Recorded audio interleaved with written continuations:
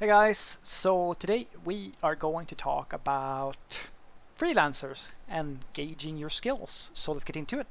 So the question in question was, hey Frederick, as a freelancer, how can I know what skill level I am, like junior, mid-level or senior, since I don't work in a big team?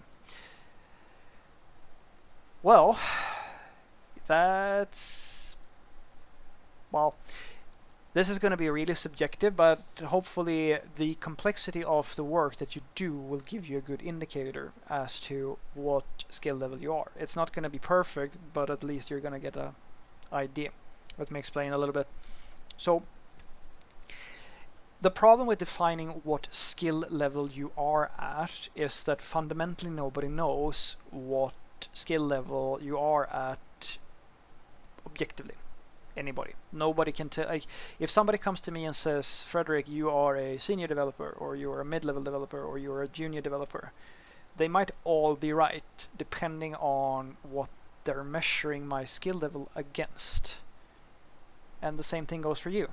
If you know, I mean, if you can't write a single line of code, well, then you're not. Then you're not a developer. Or from their perspective, they're not a developer. But on the other hand, somebody can say, "Oh, I can write Hello World. I'm a developer. I'm a junior developer." Well, yeah, but you can't be productive because that's the thing with these titles, with these because that's what they are. They're more indicators than anything else. They just indicate a subjective level that you find yourself at, and honestly, it's very regional. I've been in companies where a senior developer is anybody who has worked for like I think more than 5 years, and in other companies it's somebody who has worked for at least 15 years.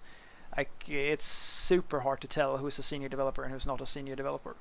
And the same thing goes for what's like mid-level or junior. Well, are you a mid-level after you worked for 1 year, or if is a junior somebody you transition from being in what, a month, 2 months? Like when are you a mid-level and when are you a junior developer? It's really hard to say. But I will give you the best indicators that I know of that is completely based on my region and my experiences. So this can be completely wrong depending on where you are, but I'll give it a shot. Okay.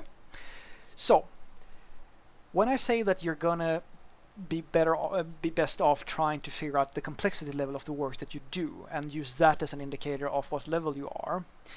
What I mean is that we have tasks that are at different levels of experience when it comes to requirements in order to do that work. So as an example, if you primarily work with static websites, not necessarily completely static, but say you do some WordPress things, you're mostly working with front end, you're mostly working with static information for corporate websites or event websites or demo websites, landing pages, things like that. That is something that a lot of juniors feel very associated with. That's a lot of that's I would say that's I mean, you can be a senior at this thing. Don't get me wrong. Just because you do this sort of work doesn't mean that you're a junior. It just means that if that's what you feel comfortable with, like it's the most of what you do, and you don't really go beyond that, for most intents and purposes, you're a junior developer. But you can be a master of this as well. I mean, if you go and look at the people who work at CSS, like who do CSS tricks, like the website, or similar sorts of like smashing magazines. I mean, guys, these designers and the designers and web designers who work there, they are pros. Even though a lot of the stuff that they are doing is related to this sort of content, I'm looking at this from the perspective of what most IT companies consider when they're dealing with different skill levels. So, as I said, it's super subjective. But static websites are very simple in many cases to build for, like it's something that juniors and a lot of interns get to do, like very basic systems, or maybe some basic forms or something like that when you're getting into the IT industry.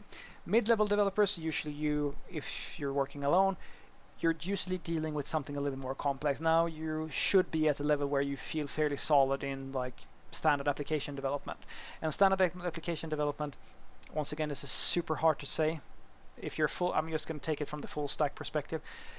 a CMS, a content management system, something like that. Basic CRUD applications. You're building something along the lines. I'm not saying WordPress as a concept, but something very basic like that. You might build a platform for an event booking platform or a web shop or something like that.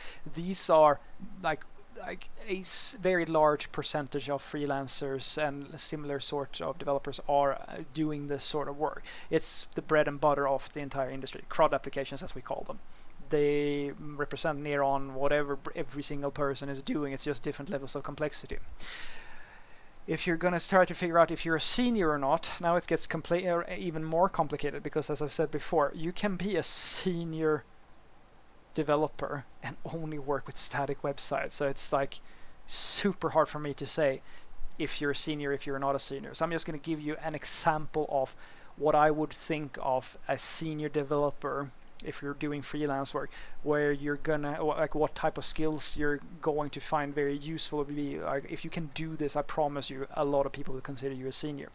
And that is when you get to the point where you're not like hosting all your stuff on, I don't know, Heroku or something like that, where you don't have like these simple off-the-shelf hosting services that just take care of all the infrastructure for you.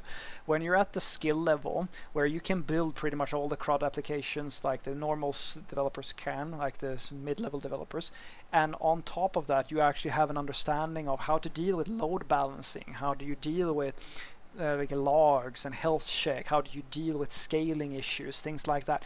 These are more infrastructure and ops related things, and these are usually much more advanced. Like, these are more advanced topics that is fairly sophisticated. Like, this is the stuff that the really big companies, I mean, if you're doing work for a big company, they care about this stuff, and it's really important that this gets right.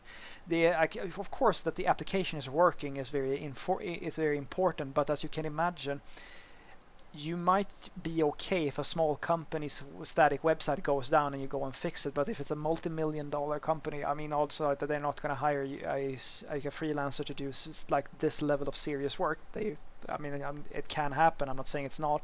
Probably it does happen, but if they're doing this, getting you to do work, they really care about this sort of stuff.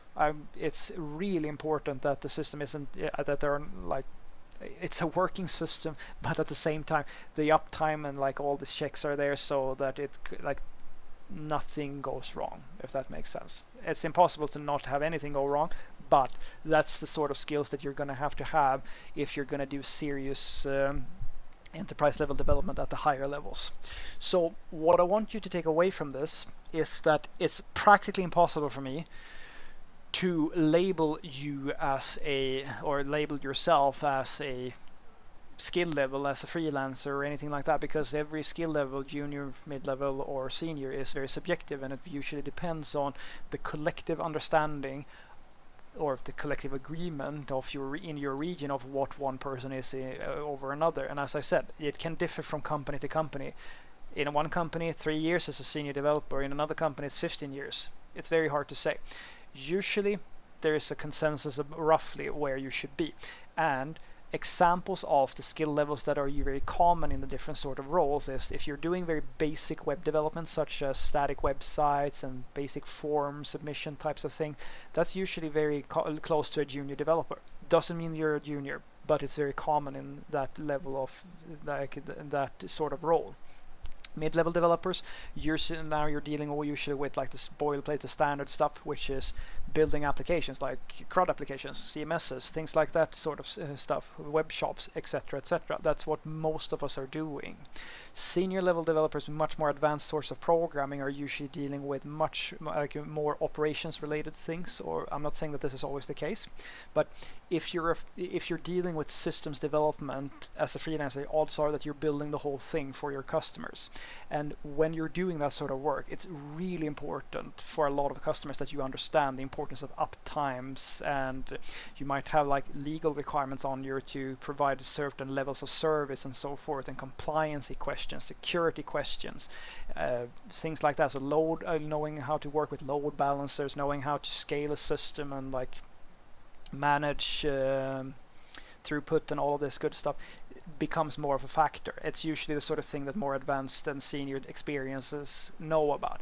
Not always true, but it does factor in for a lot of us. Have a great day.